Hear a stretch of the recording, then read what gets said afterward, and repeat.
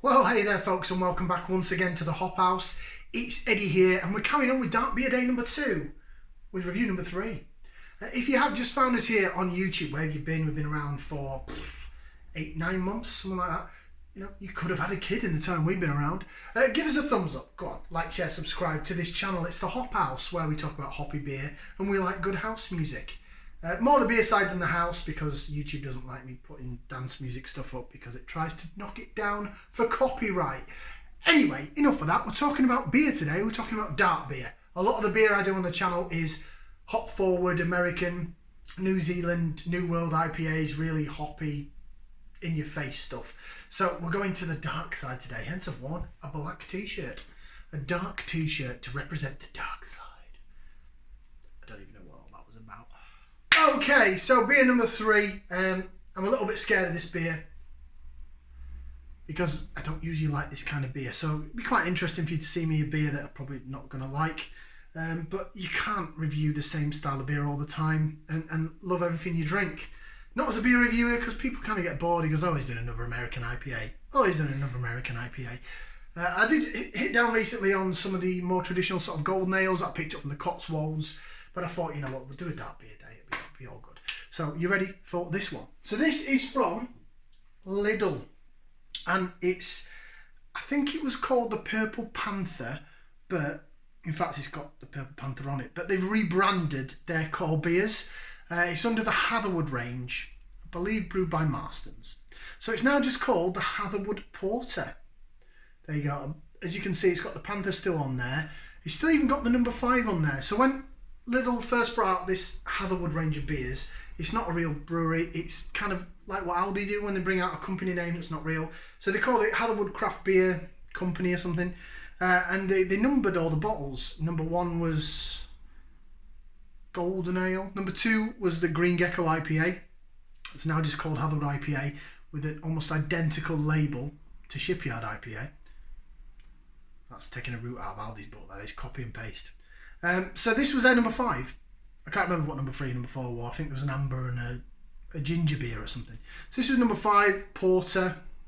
It was called the Purple Panther. It's now just simply called Hatherwood Porter, but it's remained purple in its label and it's got a panther on it. So it's still sort of the same thing, I guess.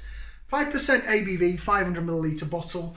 Now it is, believed, brewed by Marston's, but it's got that stumpy Shepherd Neame Spitfire style bottle about it. So I believe it's brewed by Marston's, but with the style of bottle, maybe it is brewed by Shepherd Neame. I think at one point they did change around suppliers because the bottles did change. So it's either Marston's or Shepherd Neame. It's one of those. Now I'm not a fan of porters. I'm not keen on the chalky, licoricey taste. So I really don't know what I'm going to get from this. It's been down there in my beer stash, so it was quite warm. So I've stuck it in the fridge for about 20 minutes. It's been in there just to chill it down a bit. But it's not anywhere near like, you know, cold. Because it's a dark beer, you should have them more cellar temperature, your 11-12 degrees. So hopefully I managed to chill it down to that somewhat. I managed to wash this glass as well, so we're using a Purity beer glass for this one. And I've got my Landon Gifty bottle opener thing with another bottle opener there. So I can open 2 bottles at once if I wish. And a bottle of wine as well. And I've got one of those really weird penknifey things as well. Surprised they still give them out. Right, beer out into the glass. A little bit of CO2 release on the opening. Beer in the glass then. We expect it to be dark. It's a porter, but maybe not as thick as a stout. Saying that though, it's 5% in the ABV. So I wouldn't expect it to be overly thin. It's attracting a bit of head. I know the history we've had on this beer glass is it doesn't tend to hold the head well. It'll have it on at the beginning, but then it will disappear quickly. So if it does that, it may well be this glass. Right, so I've managed to get it all out into the glass. I don't think it's a bottle conditioned beer because it was about £1, £1.09.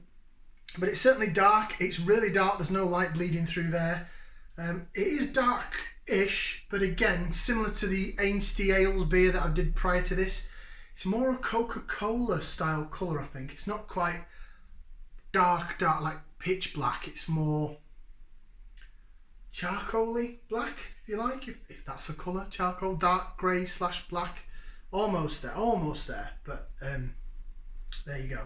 Yeah, as I say, the head's sort of disappearing a bit now, but I do think it's this glass. So that is the Hatherwood Porter. I'm going to get the nose in there now, so it's the point in the video, if you are new to us, where I give it a whiff, see what I can sniff. Yeah, straight away I can tell that's a porter, and not going to turn my nose up in it or anything, but it's got, unlike a stout, it's got a smoky, chalky smell to it, but licorice, and it's the licorice that really puts me off. I really don't like licorice. Now, in the last beer that I had, the Ainsley Ales one, tiny little bit there, but I think it was left over from the first one I did, the Hobson's. That smelled a bit licoricey. Luckily it wasn't, it was a tiny bit in the taste, it wasn't too bad. There's got to be something about some sort of process of the roasted malt side of it that makes it licoricey, or I don't know if that's what it is that goes into a porter rather than a stout, but it's just not a flavour I like, and it's quite off-putting for me. So out of a lot of the porters that I've had, I'd say this is in line with those kind of porters. So there's probably nothing wrong with this beer, it's just not to my taste. Well, not to my smell anyway. Right, we'll go for a taste. It's now sort of, the head has disappeared, so it does look like it's a pint of Coke. Right, so we'll bottoms up down the hatch and see what she tastes like.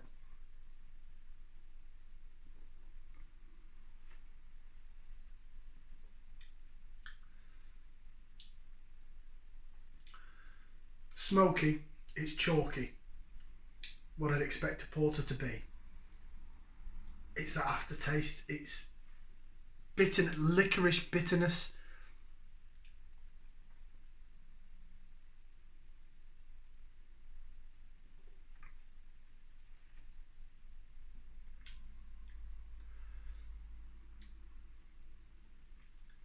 Do a bit of lace division on it.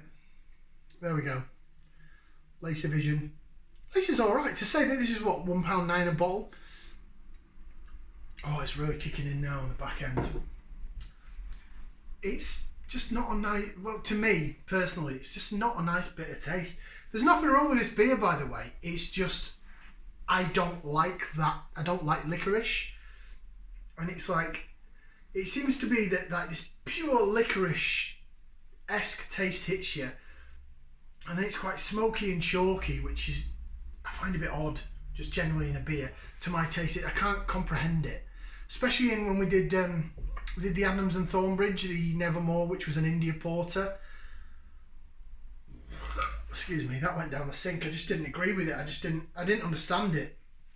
It's just probably a taste that's not to my liking. Lots of people probably love this.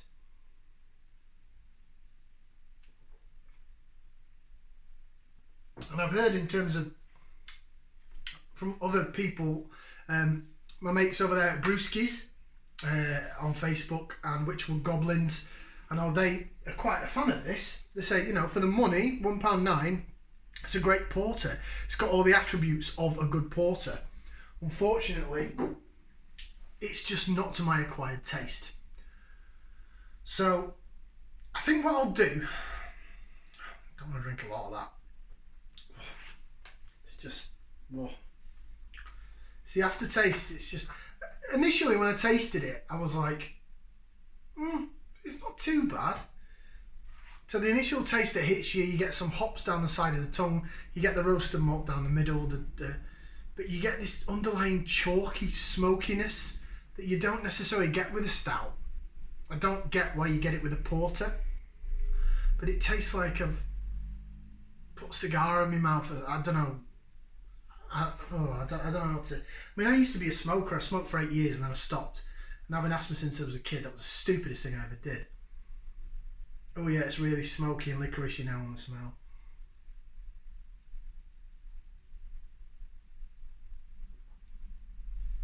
It's quite fizzy in the mouthfeel. It's not thick and gloopy like a stout is. It's more thin and fizzy. And you get the bitterness down the side of the tongue. That's fine. That's great. I like that. That is good.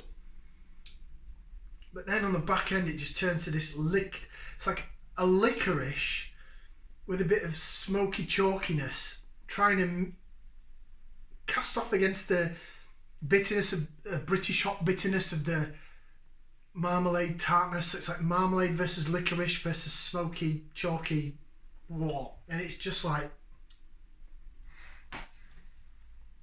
it's not for me. Right, I would say I'd read some on the bottle. I'm going to make this a quick review because I'm really not like it. It's a quick review, it's over 10 minutes. Here we go. So, it says, Hatherwood.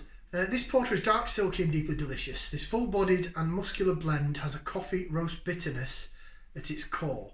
Specialty sugar adds a distinctive toffee flavour to this dark, sleeky and smoky malted porter. I'm not getting any toffee. Maybe bitterness of toffee, you know, like the aftertaste of toffee. Maybe that's going with the liquid. It's purely licorice and bitterness, and then this smoky overtone in the aftertaste. It's just like, I feel like I need to wash my mouth out. I feel like I've had a night in a cigar bar or something like that, and I've just been inhaling this like dirty fags all night, dirty cigarettes, and I'm just like, I don't want to have any more of that. So what I'm going to do, I'm going to be fair. I'm going to be fair to the beer because this is my personal least favourite style of beer. So I'm probably, what I've had of porters, I always have this reaction to a porter. It's not me. But I don't think there's anything wrong with it for the style. So what I'm going to do is I'm going to be fair to it. So usually I just do a thumbs up, thumbs down whether I like it or not. And this would all day long get a thumbs down from me in terms of my personal tastes. But I'll be fair, and what I'll do is I'll give it a score also based on what I think is the style of what people will like. Because this is opinion based. I don't work in the industry, I don't brew my own beer, I don't know. I just waffle on about beer. So, thumbs down from me personally. As a style, as a porter, if you like porters, I'd probably give that a thumbs up. Because every porter I've had has the same attributes. It's just not a style that I like. So thumbs up for the style. I don't think it's brewed badly. I think it fits porter perfectly. Personally for me, there's over half a pint there, and that's going to clean my drains out in the sink because I don't like porters. Sorry. I wish I could find one that I liked, but it's a no from me. But yeah, thumbs up for the style. Nothing wrong with it. Like, share, subscribe. I've got to get this taste out of my mouth. We'll see you for another beer review in the Hop House. Ciao for now, people.